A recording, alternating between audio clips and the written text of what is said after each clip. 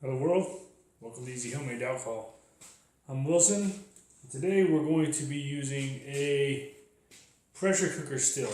In the last video I did a pot still. This was an old pot. This one I'm going to use a pressure cooker. There's some advantages of using a pressure cooker. One is you don't have the seal around the edge issue. Because pressure cookers come with their own seal and they seal a lot better. The downfalls about mine is this one's about 2/3 the size of my pot, so I can only put about 2/3 amount of alcohol in or liquid in it. But other than that, it runs exactly the same. I'm going to show you. So I took my pressure cooker, I drilled 2 holes in it. This is where the weight is. I pulled the weight off, drilled a 1/2 inch hole in it, and drilled it's about a 1/4 inch hole right here. This is where my thermometer goes, and this is where my connection is.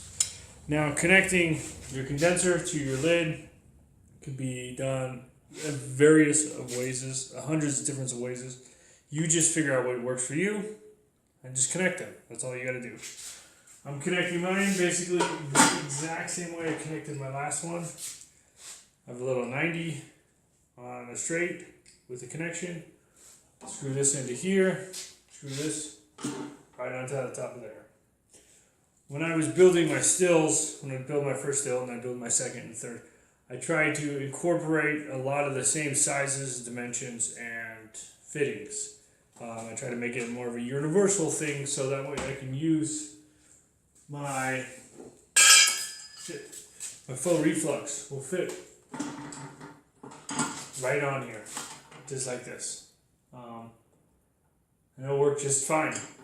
And my other stuff, my thumper box, or my thumpers, my slobber box, those will all connect through my 1/2 inch fittings. I just use 1/2 inch pipe fittings because it's common, it's everywhere, and it's cheap. So find something you want to use and make sure you stick with it until you upgrade into, well, I'll show you in my next video. But for now, making your homemade stills, just drill a hole in the top of any kind of vessel that you can heat up. I've heard some things about aluminum versus stainless steel pressure cookers. I don't know the science behind it, so I'm not 100% sure. I would stick with stainless steel because I know stainless steel doesn't leach anything. Aluminum may, especially older aluminum. So other than that, I'm going to get this turned on. I got my wash in it right now. Just the same sugar wash as before. Not really anything different. All it is I think 3 pounds of sugar per 1 gallon of water. Puts me in about 1.12 range. Gives me about 12 to 15% alcohol. Like I said, this shit the bed on me, so I don't really know what it is, and I haven't really been paying attention. Kind of actually forgot about it, but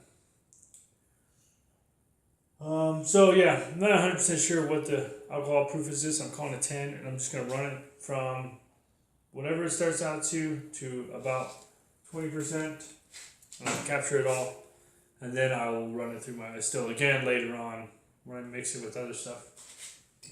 And so I'll get this all set up and get back with you.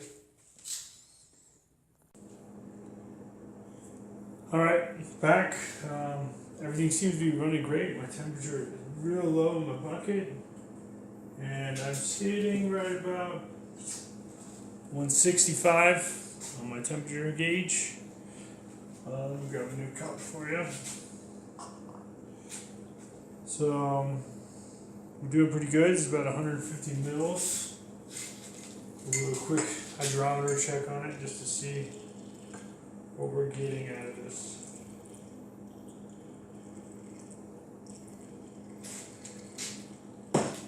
So this isn't amazing stuff, but we are running about 55%. Let me see if I can get that to show.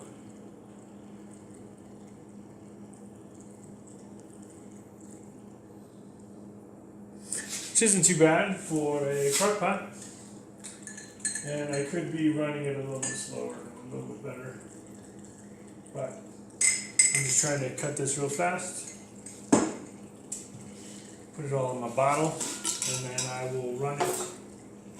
I actually got 4 or 5 mason jars about this big full of undesirable alcohol. I like to save them all up, and then I will put them all together in one run, and I'll run it with a true reflux tower, and I will get rid of all the nasty methanols and all the tails. Make a 190 proof spirit that's a real good neutral spirit. So this is it. This is how you run homemade still out of a crock pot. There's nothing to it. All I did was drill a hole in the top, run a copper line. Now I've seen people don't use copper. They use compression fittings, copper or brass compression fittings, and then they'll put a hose on it, and then they'll run that hose into a jar or something and set that jar in a bathtub full of ice or a sink full of ice. So it's all up to you. Whatever you want to do, you can do. All you have to do is get these vapors that are in this line below 160 degrees, and you got alcohol.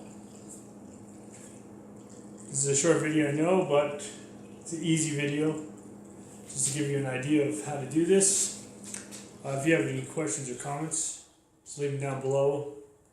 I'll try to get to them. Maybe I won't, maybe I will. Eventually I will. And enjoy your moonshine, and if you want, subscribe. I'll be back probably next week with another run. I'm going to use my new still that I purchased and explain that to you and where I got it from and how much it was and ways you can get one for a lot cheaper than what I did. And I'm going to run all my undesirables through it and make a nice